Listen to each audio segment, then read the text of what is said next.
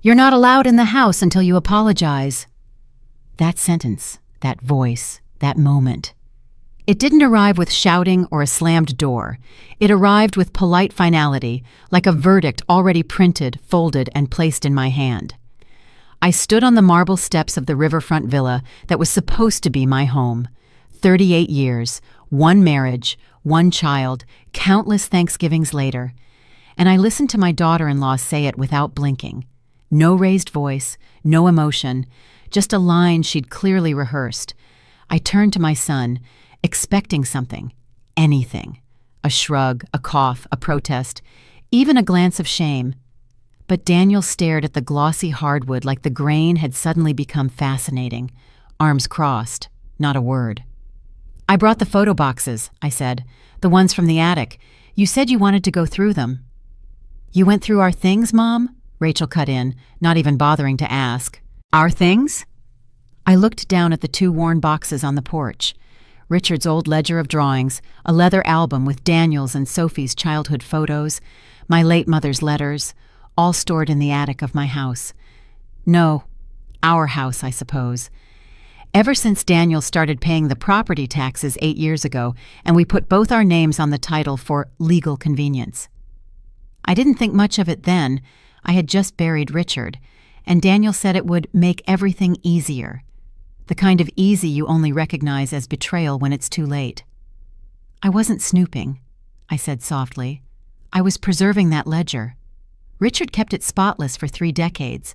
I thought Sophie might want it." Rachel laughed, short, breathy, edged with sarcasm. "Sophie doesn't even remember your husband. She was 6 when he died. And please don't act like you're the guardian of family history just because you hoard dusty boxes." Daniel still didn't look up. I lifted one box and nudged the other forward with the toe of my shoe. "I'll go," I said, "but I won't apologize for remembering the people who loved me." Rachel folded her arms. "Then you're not welcome back until you do." It was late Thanksgiving afternoon. King Street lay quiet in the distance.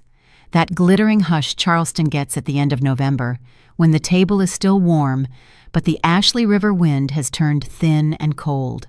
I bent slowly, knees creaking like old floorboards, to pick up the other box.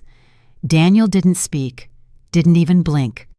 As I stepped off the porch, I caught sight of the window into the front dining room, the place where Richard used to sit with foundation sketches and a bowl of roasted almonds. The curtains had changed, the furniture too. Nothing of him left in there. I walked back to the car.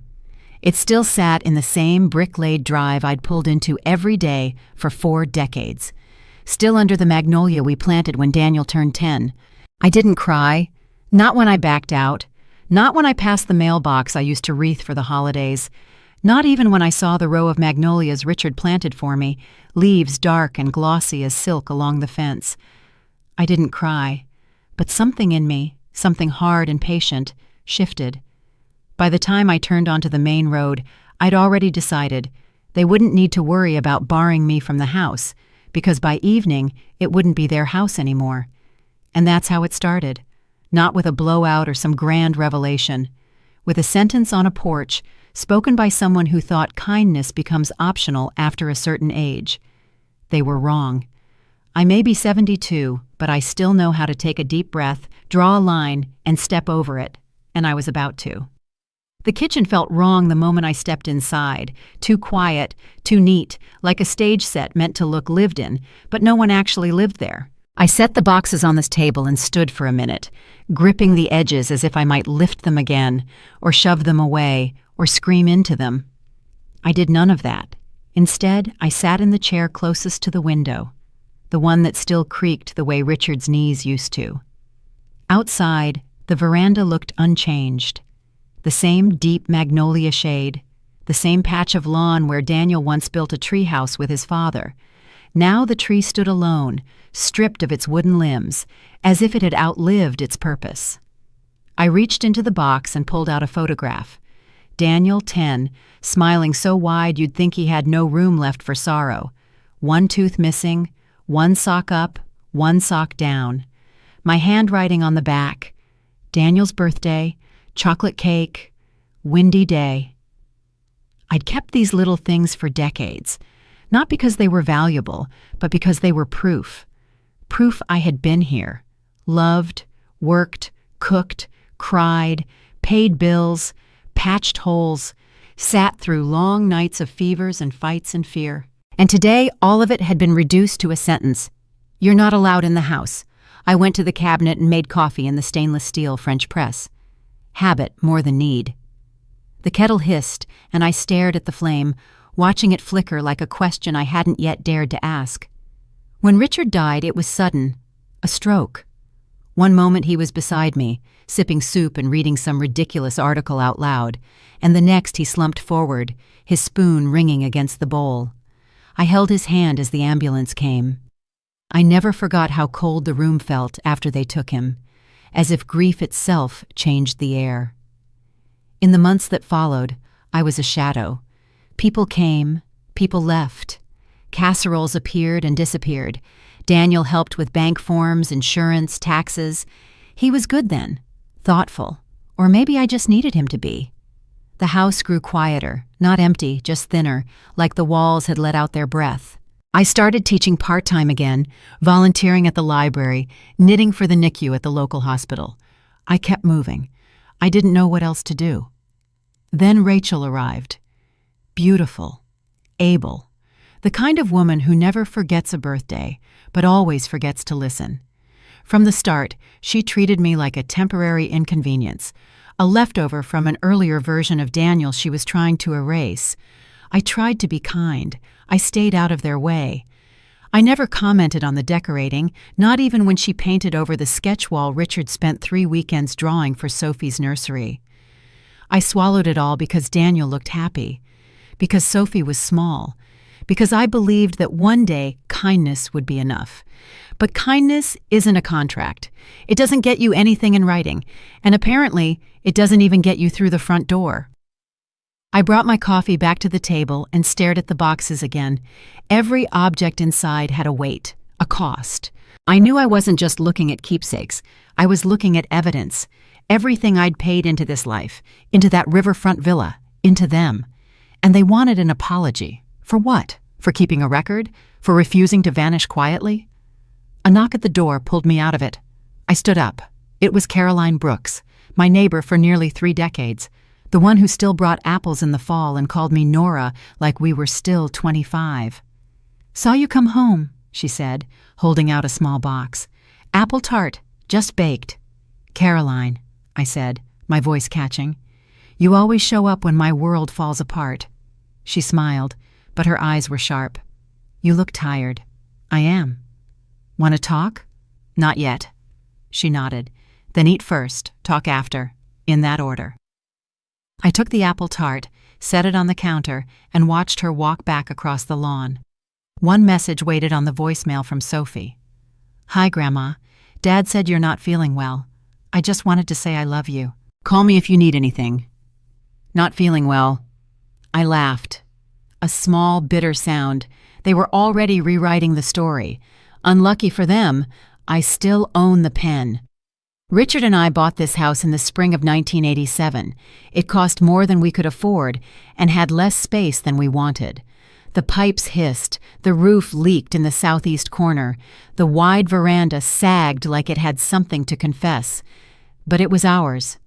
We signed the papers with shaking hands and a giddy kind of fear, the kind that comes from doing something reckless and necessary. He carried me over the threshold like fools in a movie. We hadn't even unpacked the dishes. The kitchen linoleum was already curling at the corners, and I remember Richard crouching with a hammer trying to nail it flat, while I stood there with a grocery bag full of canned soup and a cheap bottle of wine. He looked up at me and said, "We'll fix this place, Nora. We'll fill it with our lives." And we did. I found that memory buried in the leather-bound drawing ledger at the bottom of one of the boxes. Richard used to write his to-do lists there like a man preparing to live forever. Tighten laundry room valve, replace veranda rail, oil gate latch, and underneath, in smaller, almost shy handwriting, plan anniversary weekend, call florist. I closed the ledger and stared at the kitchen walls. Nothing here was beautiful by magazine standards, but every inch was ours. The scratch in the tile by the stove where Daniel dropped a cast-iron pan. The mismatched cabinet pulls Richard found at a flea market and insisted had character. The sunlight hitting the table just right at 4:10 p.m. every day of the year. These weren't decorations. They were evidence. I was here. I lived here. And now they wanted to evict me from my own life, like a guest who'd overstayed. When Daniel was 9, he broke his arm falling from the backyard swing. Richard worked late that night, and I carried our boy to the car, wrapped his arm in a towel, and drove 45 minutes to the nearest ER that took our insurance. I sat with him all night, reading jokes from a dog-eared magazine while Daniel cried into my sweater. Daniel doesn't remember that night. Or he does, and pretends he doesn't. What he does remember is that I keep too many boxes, wear old shoes, and don't understand iPhones. Somewhere along the way, I went from being the sun to being an obstacle. I thought I'd been careful. I thought I'd adjusted my orbit to give him space. Now I see I was always going to be too much, too present, too inconvenient. The legal papers were still in the side drawer of my desk. Joint title, tenancy in common, signed and notarized. Supposed to make everything easier. After Richard died, Daniel offered to help with taxes, and I was too tired to argue. The lawyer said it was fine, that I'd retain full rights of use, that nothing would change. And for a while, nothing did. Then came the renovations, Daniel's suggestion. The kitchen needed modernizing. The paint was depressing. He knew a contractor. I paid half. Then more than half. Then all of it. I remember thinking, he'll visit more if it feels like home to him. Turns out he wasn't building a bridge. He was building an alibi. When I mentioned selling the house last year, downsizing, maybe a community with women my age, Daniel said no. Too risky. Too much change. He said it would complicate inheritance. He said I was safe here. Funny word. Safe. I'd never thought of safety as a cage until then. I looked around the room again.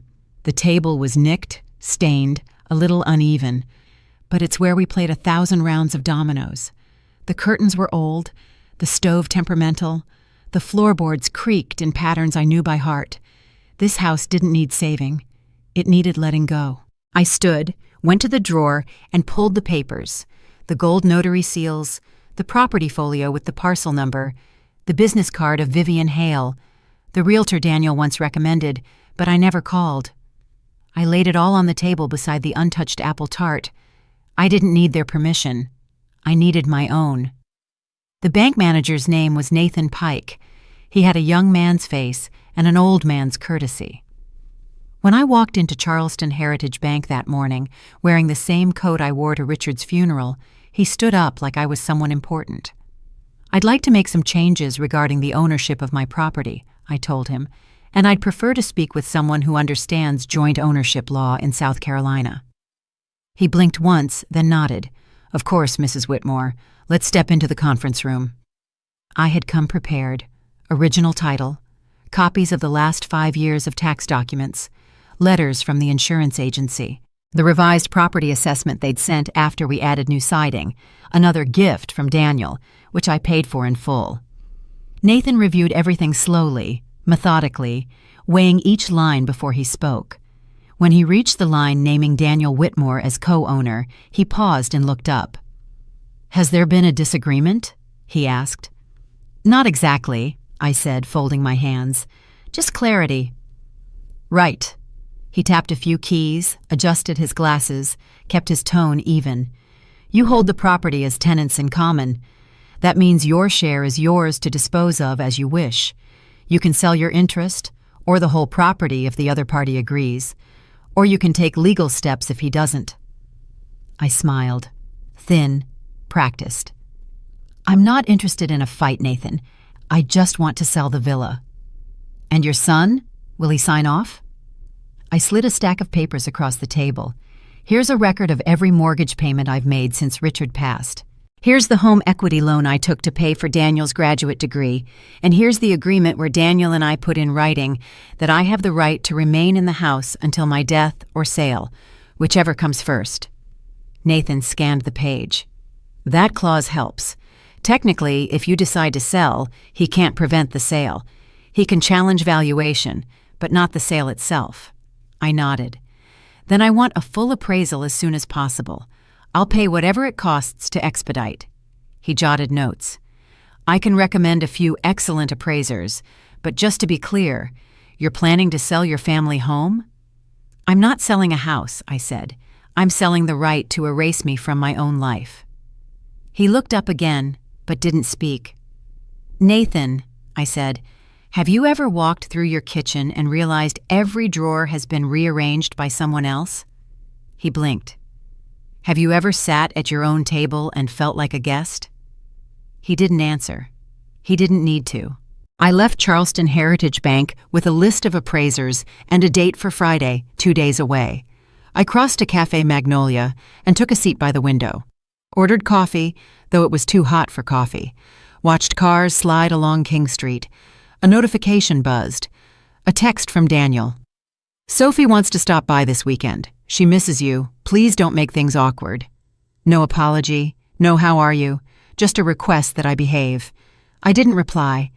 Instead, I opened my contacts and found the lawyer Richard and I had used for our first will. Donovan Pike, still practicing according to the website. The receptionist answered on the second ring. Law Office of Donovan Pike. My name is Eleanor Whitmore, I said. I'm making changes to my estate, and I want the process to be swift and irreversible. She hesitated. Irreversible? I'm not interested in second chances, I said. Only clean endings.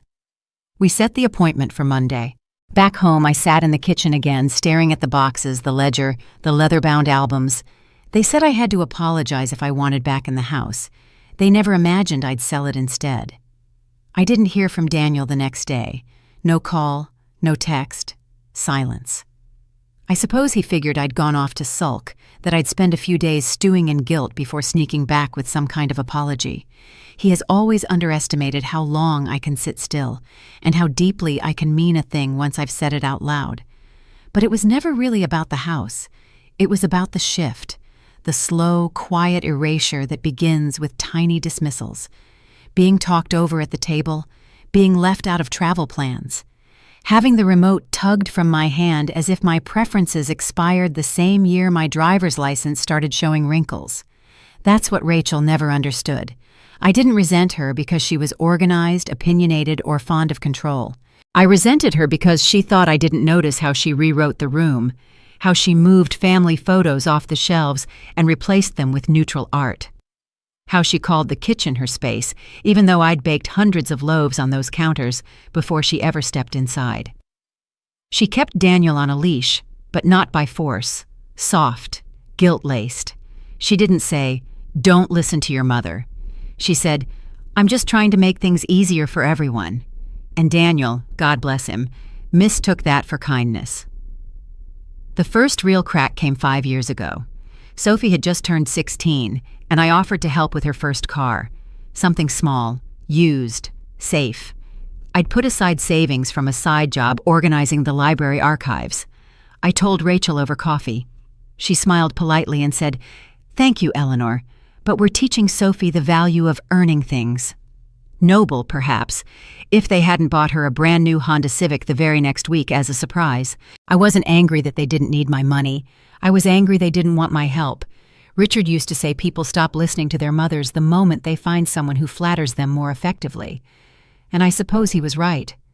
Rachel knew how to praise. She knew how to say, "You're so smart and you're such a provider," with just the right lilt. Daniel bloomed under that light like a sunflower. And me? I was the shade. I stopped bringing baked goods to their house. They never got eaten. I stopped offering to babysit when Sophie was in middle school. They hired someone more structured. I stopped giving birthday presents they hadn't pre-selected themselves. And each year, the space I occupied got smaller, my opinions quieter, my role dimmer, until it shrank to a single word: apologize. Apologize for what? For caring too much? For holding on to what they wanted forgotten? No, thank you. The appraisal team arrived Friday morning. 2 women, efficient, polite, a bit formal, but they moved through the house with reverence, not judgment. One paused in the hallway, looking at Richard's photo, hard hat beside the drawings. "Your husband?" she asked. "Yes, he passed in 2015. She nodded. "He has kind eyes." It was the first kind thing anyone had said to me in weeks. They finished quickly, took their notes, and promised a report by Monday. The same day, I'd see the lawyer. That evening, I baked an apple tart for no reason at all. Just for me. Richard's favorite. I ate one slice warm from the oven, standing barefoot in the kitchen, butter and cinnamon filling the house like a hymn.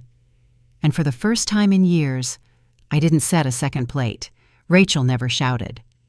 That was her genius.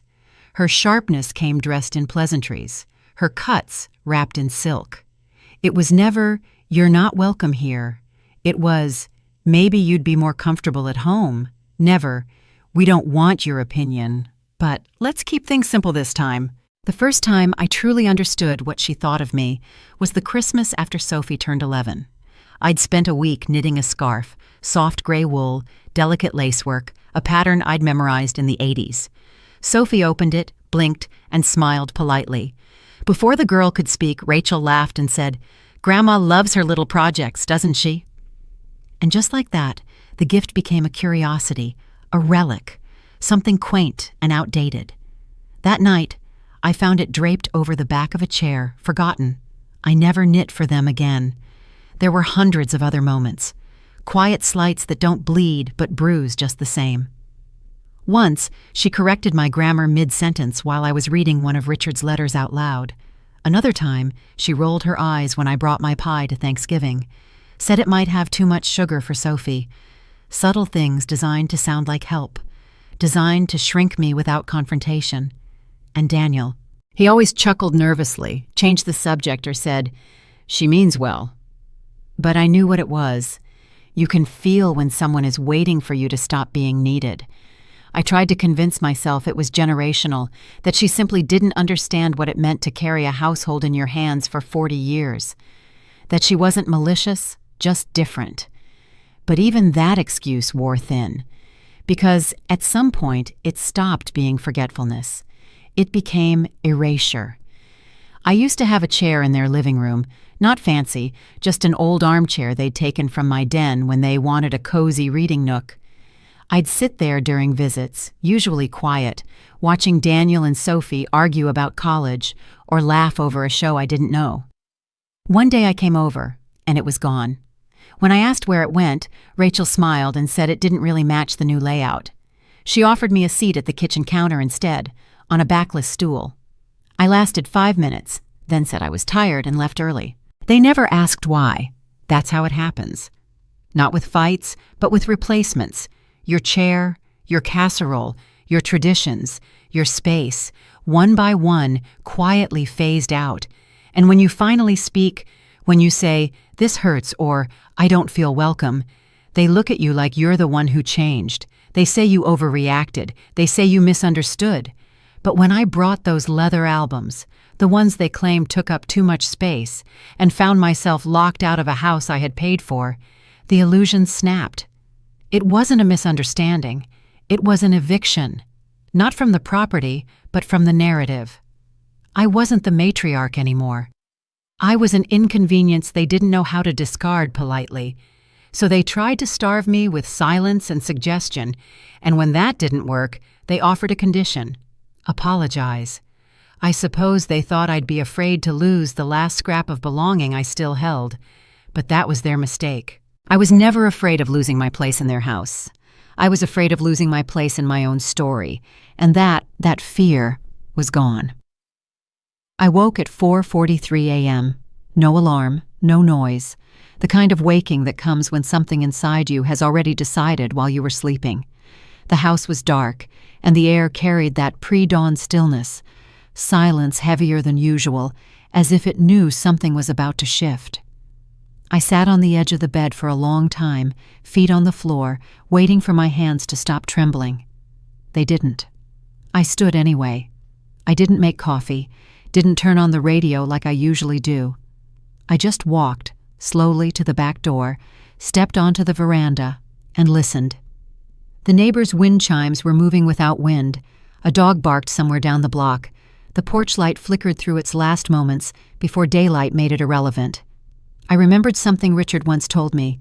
There's a difference between giving up and deciding you're done. And he said it after leaving a job that had chewed him up for 20 years. I didn't understand then. I do now. I wasn't giving up on my family. I was done auditioning for a role they never intended to cast me in. The realtor called at 9:00 a.m. I'd found her online the night before, middle-aged, confident smile, not overly cheerful.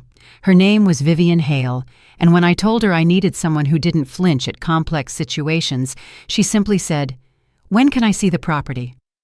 By noon, she stood in my living room, clipboard in hand. "This is a good space," she said, moving from room to room like a woman who's seen 1,000 kitchens and can tell in seconds whether they hold memories or just meal plans. "Solid bones, new siding, I see." "Last year," I said. "Paid in cash." She nodded. "You're serious about selling."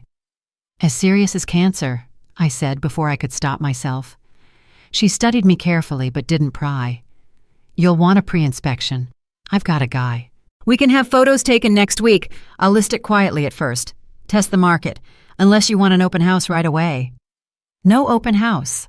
I want buyers who ask for it, not strangers looking to rummage through my drawers." She smiled faintly. "Understood." As we went over the paperwork, I caught myself glancing around the living room. It was clean, but lived in. Nothing trendy, nothing curated, just pieces of a life. A life I thought I'd finish here until last week. I wasn't staying out of stubbornness or pride. I had simply assumed I had more time to be needed, time to matter. Vivian asked if there were any restrictions she should know about. Title disputes, debts, family conflict.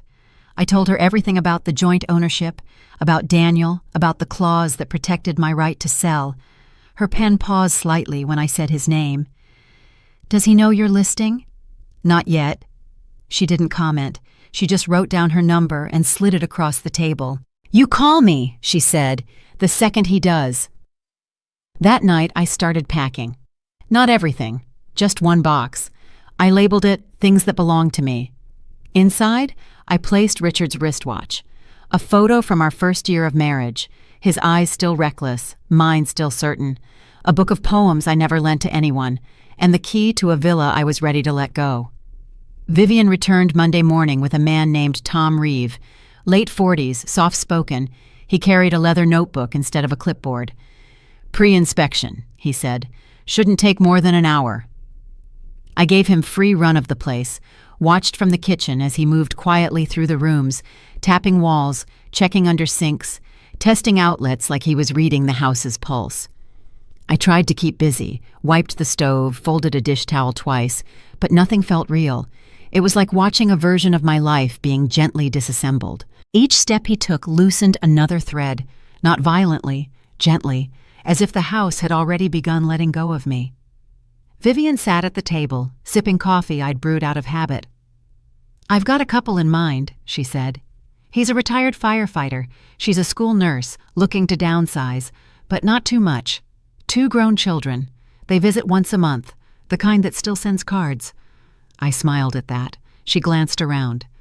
"Places like this are rare now. Houses with stories. Buyers feel it the moment they walk in." "Sometimes stories wear people out," I said. "My son's wife thinks history makes things cluttered." Vivian set her cup down gently.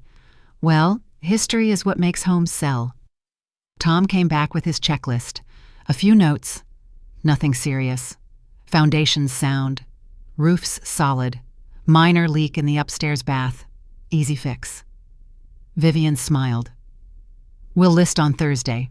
Quietly, as you asked. If the right offer comes, are you ready to move fast?" I looked around the kitchen, at the window where Richard used to stand on Sunday mornings with his orange juice, at the spot near the stove where the tile cracked when Sophie dropped my wedding china, at the cupboard with the loose hinge I never fixed because it never felt urgent. "I'm ready." After they left, I walked through each room alone, not to grieve, just to see them. The living room still smelled faintly of cinnamon and old books. The hallway light still flickered when the dishwasher ran. In the back bedroom, I found a single slipper under the bed, one of mine, mismatched. I sat on the floor and held it like a photograph. It hit me then.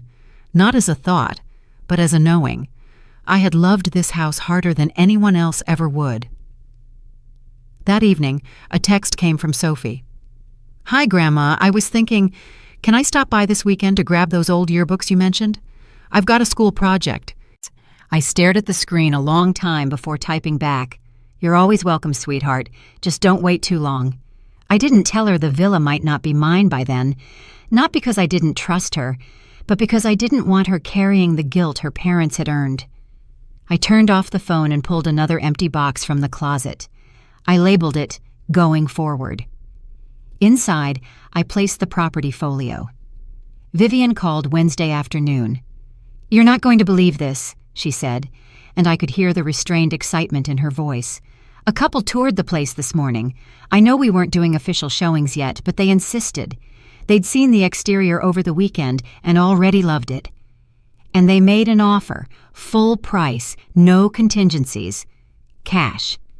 I said nothing at first, just stared at the corner of the table where the varnish had worn thin from years of elbows and coffee cups and slow breakfasts. Vivian continued, softer now. "They're from out of state. Atlanta. Their son died 2 years ago. Only child. They'd been looking for a place that feels like it held something real. Not new, not staged, lived in." The words moved through me like warm water. "How soon would they want to close?" I asked. 10 days if you're willing." That gave me 10 days. I nodded before remembering she couldn't see me. "Yes," I said. "Let's do it." The next day, she sent over the documents for review. I sat at the kitchen table with the manila envelope unopened for nearly an hour before slicing it open with the same knife Richard used to trim rose stems. The purchase agreement was clean, clear, firm, and my signature would unfasten 38 years in the space of 2 pen strokes. I signed. I didn't cry. Instead, I went to the hall closet and pulled out the box labeled "Things That Belong to Me." I added 3 more items: a grocery list in Richard's handwriting, a cloth napkin with a stain that never came out from the last family dinner before Sophie left for college, the key to the garden shed he built with his own hands. Then I opened a new box and labeled it "Not Coming With Me."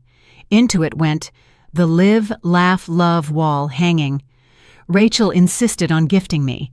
The apron Daniel bought at a big box store with the price tag still dangling.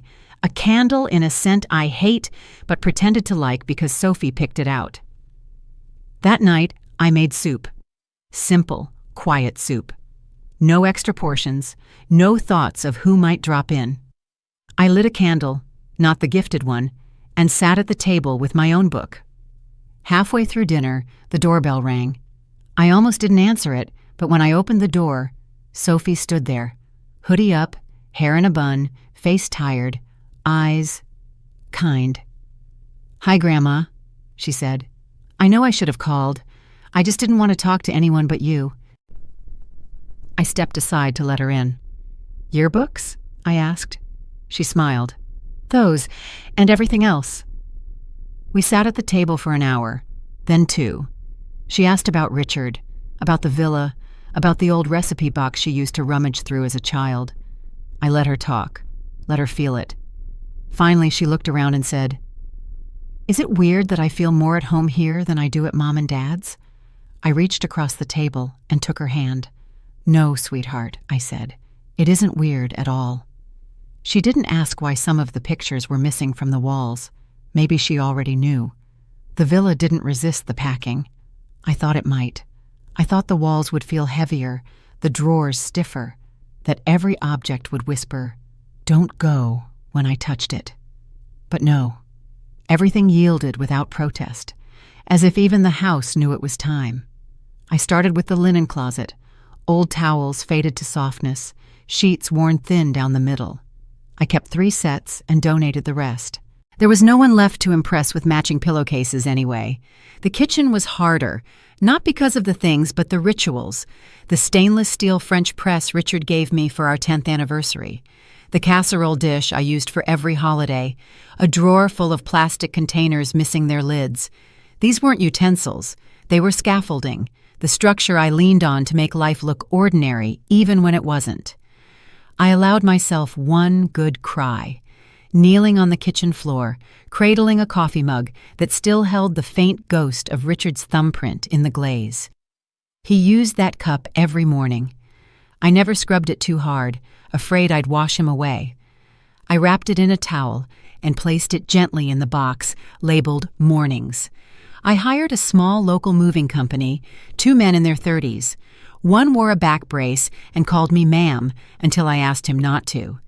They were kind, careful, quick. They didn't ask questions when I pointed to the stack of boxes marked storage only. They loaded the pieces I kept, a rocker, a narrow desk, my favorite reading chair, and left the rest for donation pickup. I hadn't told Daniel, not officially. He hadn't reached out since the text about Sophie visiting. Maybe he thought silence was safer. Maybe he hoped I'd let it pass, chalk it up to hurt feelings, and slip back into my corner of the family. But the family had shifted. Not because I left, but because I stopped begging for a seat. The new place was smaller. A little rental villa in Beaufort, South Carolina. 1 bedroom, a modest porch, a garden overrun with rosemary. The moment I stepped inside, it smelled of old books and cedar. I loved it instantly. No one had died there. No one had argued about dinner or disinvited a mother from her own kitchen. It was clean, honest, empty, and mine. The first night I sat on the porch with a warm cup of coffee, watching the wind move through the rosemary like it was combing hair. No streetlights, only moonlight and shadow. I didn't feel sad. I felt still, as if all the noise had stepped outside to give me room. The phone buzzed on the table.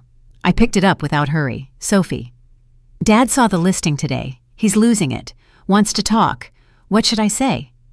I stared at the message, then typed, nothing. Let him feel what he made. I set the phone down and let the wind keep moving. Sophie came again the following Saturday, this time with a paper bag of muffins and a carton of orange juice. For your fridge, she said. It looks empty. It is, I said, on purpose. She sat at the little table by the front window, eyes scanning the space. It's cute, she said. Quiet. Smells like books and salt. That's the cedar shelves and the old heating vent, I smiled. It'll settle. Sophie didn't mention the villa. Neither did I. We talked about her classes, her internship, the boys she liked but wouldn't admit to. I let her set the pace, sensing she needed the normal more than I did. After a while, she looked down at her juice and said softly, They're angry, Grandma. Really angry. Who? Your dad? Your mom? Mostly Dad. They're saying it wasn't fair, that you blindsided them, that you're being dramatic. I nodded, took a sip of coffee. They're entitled to their feelings. But Sophie looked up. Aren't you going to explain? Like, tell them why? I leaned back in my chair. Sophie, your father doesn't want an explanation. He wants me to undo something that makes him uncomfortable. That's not the same thing. She looked pained. He says you're trying to hurt him, that you're punishing him. I watched her carefully. Sweetheart, if I were trying to punish him, I'd have left him with the property taxes. Sophie laughed, the kind that catches in your throat, where you're not sure if it's okay to find it funny. I reached across the table and took her hand. I didn't do this to punish anyone. I did it to stop punishing myself. Her eyes glossed a little, but she blinked fast. There's something else, she said, pulling a folded envelope from her bag. It came by mail to the old house. Mom didn't want to bring it, so I took it. I opened it carefully. Final notice from Charleston Heritage Bank. Confirmation of sale, record of transaction, verification form for the transfer of funds. Attached was a small sticky note in a hand I didn't recognize. We wish you peace in whatever comes next. I folded the letter and set it aside. Are you going to tell them where the money's going? Sophie asked softly. Not unless they ask. And if they do, you'll tell them what's theirs. Nothing more. Late that afternoon, we walked the garden behind the little house, overgrown, fragrant, alive. Sophie clipped a handful of rosemary and tied it with a ribbon from her backpack. For your new kitchen, she said. I set the sprigs in a glass jar on the windowsill, beside the pie plate and the old-timer Richard used to wind. And that night, I called the bank. I'd like to open a trust, I told the manager. For my granddaughter, the full $5.3 million, long-term, at 2.8% annually, irrevocable. He asked if I wanted any stipulations. Just one, I said. She never has to ask anyone's permission to use it. The first message came at 8:17 a.m. Daniel, Mom, I saw the listing. We need to talk. Then a call.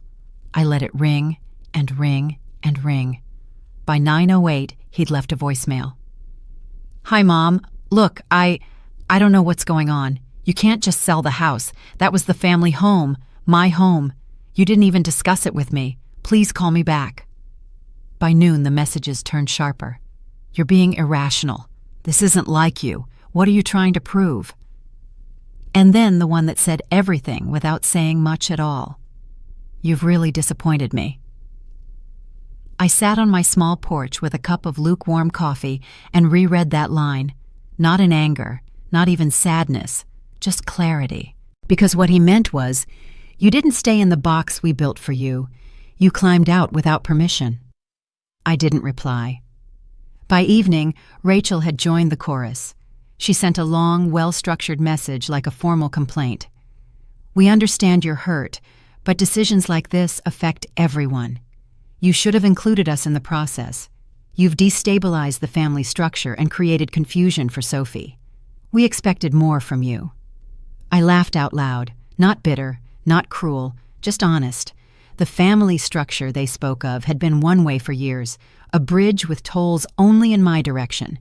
They'd never asked what I needed, how I felt, whether I was happy. They assumed silence meant contentment. Presence meant approval. But I wasn't a statue in the family photo. I was a person.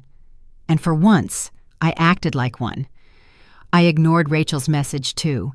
Late that night, as the wind picked up and the cottage windows creaked softly in their frames, my phone rang again. Sophie, I answered. They know about the trust, Grandma, she whispered. I closed my eyes. How? Dad spiraled after the title transfer processed. Started combing through bank alerts, probably hoping it was a mistake. He saw the movement, called the bank. The manager wouldn't say much, but he got enough. I said nothing. They're furious. I mean, I've never seen them like this. Did they say anything to you directly? No. She paused. But they're treating me like a stranger. Mom's gone cold. Dad keeps saying things like, this is what happens when loyalty breaks down. I exhaled slowly. You don't owe them a defense. I know. It's just hard, Grandma. I love them, even when they're like this.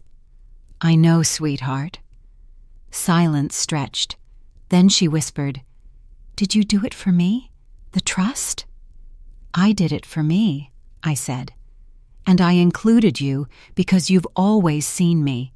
You've never made me small. Another pause.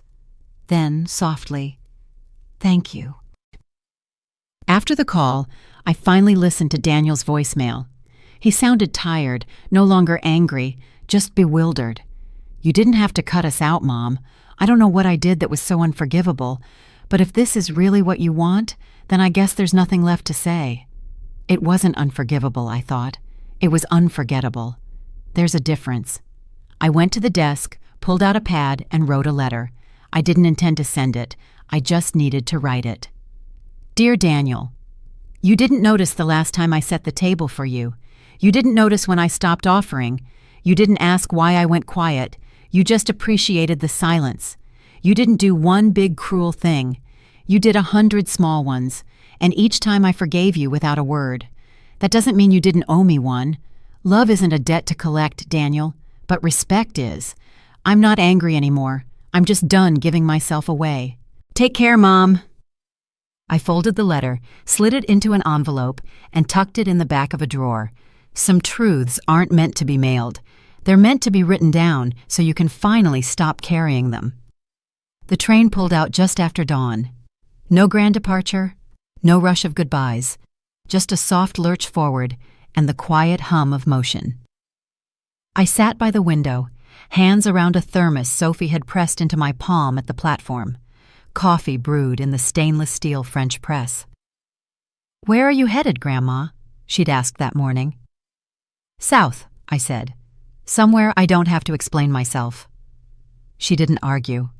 She hugged me hard, slid the thermos into my bag, and said, "Send a postcard." The rental villa wasn't permanent. Neither was the town. I knew that from the start. I hadn't fled to build a new chapter with a fixed address. I just needed room to breathe without memory sitting on every shelf. So I packed light. 2 suitcases, a handbag, a blue leather journal. No photos, no matching silverware, just the things that were mine before anyone else had a claim. The train rattled gently, the rhythm of the tracks like a heartbeat I could borrow for a while. Outside the window, trees thinned into fields, fields into towns. Each blur of scenery felt like an exhale. I watched a woman board at the next stop, gray cardigan, soft-lined face, a book with the cover worn off. She sat across the aisle and nodded politely. We didn't speak. We didn't need to. 2 hours later, I opened the green leather planner. Not the kind you keep for drama or poetry, just a notebook I found at the drugstore, spiral-bound, unremarkable. Page 1 was blank. I wrote, "I am not a burden." Then, "I am not a backup plan." And finally, "I am not sorry." There had been too many years of trying to be small, shrinking so others wouldn't feel crowded, swallowing opinions, stifling corrections, gulping down emotions like bitter medicine meant to preserve peace. But peace isn't built on silence. It's built on truth. And the truth was, I had been present for every holiday, every illness, every new job, every slammed door, every meal they forgot to thank me for. I had shown up.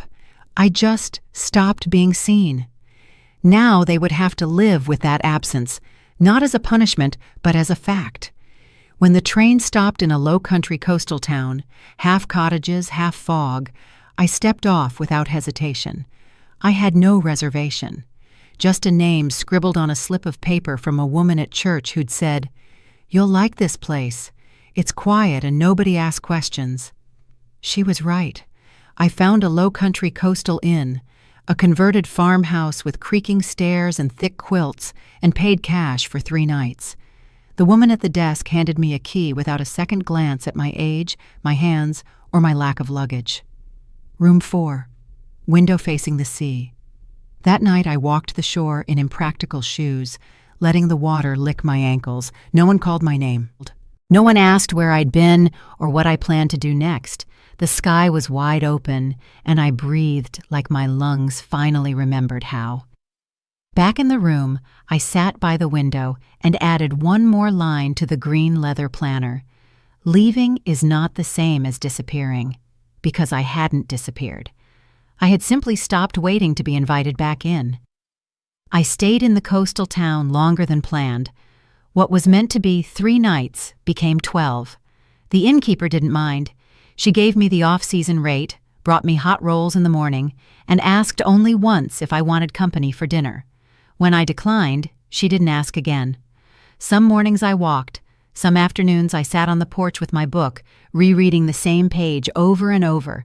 Some evenings I wrote, not to anyone, just to name things.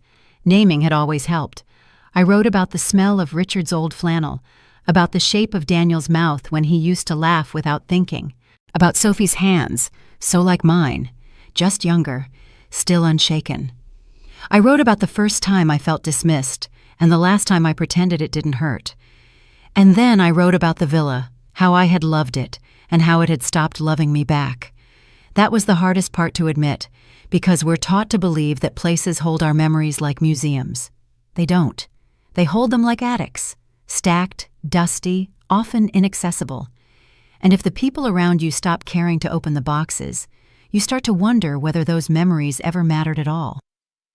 I had spent too long clinging to rooms that forgot my name. Now I didn't need a room. I needed space. One morning, I went to the post office and mailed a small envelope to Sophie. Inside was a key to a safe deposit box and a handwritten note. For the day you need to start over, not because you failed, but because you refused to stay where you weren't seen. No legal jargon, no explanations. She would find the documents when it was time, The Sophie Heritage Trust would grow slowly, silently, like the woman who built it. That afternoon, I bought myself a slice of apple tart from the diner near Magnolia Pier and sat at the counter beside a retired nurse who spoke of nothing but jigsaw puzzles and her stubborn cat. She didn't ask where I was from. She didn't care. She handed me her sugar packet without prompting, and we ate in silence like people with nothing left to prove. Later, walking the rocky edge of the shore, I remembered something Richard once said after a long fight with Daniel, one of the only fights that ever sent him out of the room. "He's got your stubborn streak," Richard muttered. "Only difference is, yours knows when to stop caring what people think." Back then, I thought it was an insult wrapped in a compliment. Now I know it was prophecy. My phone rang only once that week. Unknown number. I didn't answer. I had nothing left to explain. Let them wonder. Let them chew on the quiet. My absence was the clearest language I'd ever spoken, and I knew, without drama or defense, that none of them, not Daniel, not Rachel, would ever find the nerve to ask the only question that mattered. What made you stop waiting for us to understand? Because they already knew the answer. They just didn't think I'd act on it. But I had. Not loudly, not cruelly, completely. I didn't need them to acknowledge the pain. I didn't need a retroactive invitation. I needed to know I could walk away with nothing but a suitcase, a name, and my own story still intact. And I had done it. That night, I stood at the ocean's edge and said thank you out loud. Not to anyone in particular, just to the wind, just to myself for not giving up. The villa sold on a Thursday. Vivian texted to confirm. Funds received. Deal closed. New owners move in Monday. There was no celebration, no champagne, just a cool stillness in my chest, the kind that follows a long-delayed breath, finally exhaled. I didn't feel triumphant. I felt aligned. That afternoon, I walked up a narrow hill behind the inn. There wasn't much to see. Scrub grass, a few wind-bent trees, gulls circling lazily above. But at the top was a bench facing the sea, carved with a name I didn't recognize and a year worn to illegibility. I sat a long time, not thinking, not remembering, just sitting. The sky was vast and overcast, the kind of gray that keeps its promise to stay quiet. No threat of rain, no break of light, just enough stillness to notice your own breathing. And I thought, this is peace. Not reconciliation, not resolution, just space to be whole again. Back at the little place in Beaufort, I unpacked the last box, laid the quilt my mother-in-law made across the foot of the bed, hung my robe on the back of the door, arranged the spices I still used, cinnamon, thyme, a little rosemary from Sophie's bundle, and then I lit a candle, not out of ritual, but as a signal, a way of saying, this is mine, this space, this air, this version of my life. I sat at the table with a cup of coffee and finally wrote them back. Not Rachel, not Daniel, Sophie. Sweetheart, the villa is gone, and I am still here. That's what I want you to remember. We are not defined by the rooms we're allowed into. We are defined by the rooms we refuse to shrink inside of. One day you may find yourself sitting in a room where no one hears you, where your stories are dismissed and your silence mistaken for consent. When that day comes, I want you to know you have permission to leave, to build new walls, to carve new doorways, to go where the air doesn't require apology. I will always be proud of you. Not for staying kind, but for staying awake, for knowing when kindness becomes self-erasure. The money is yours, but more than that, the freedom is. Use it wisely, use it boldly, use it with joy. And if anyone asks why you walked away, tell them you were raised by a woman who finally did the same. With all my love, Grandma. I sealed the letter and set it beside the stainless steel French press. Then I stepped out into the evening, ocean air soft against my face, and for the first time in decades, I carried nothing. No expectations, no burdens, no need to be explained, just myself, whole, unfolding like something honest left out in the open, like a truth that no longer feared being spoken, like a woman who left the house and never looked back. On the front porch, the porch light threw a magnolia's shadow across the glass. one quiet stroke of brightness. Enlightenment isn't loud, it just opens a door. That's my story. That's how I learned that the greatest inheritance isn't money. It's the courage to live life on your own terms. If you're facing something similar, remember, you are stronger than you think, more capable than they believe, and more valuable than they know. Don't forget to subscribe to the channel and comment where you're watching from. And remember, it's never too late to start over.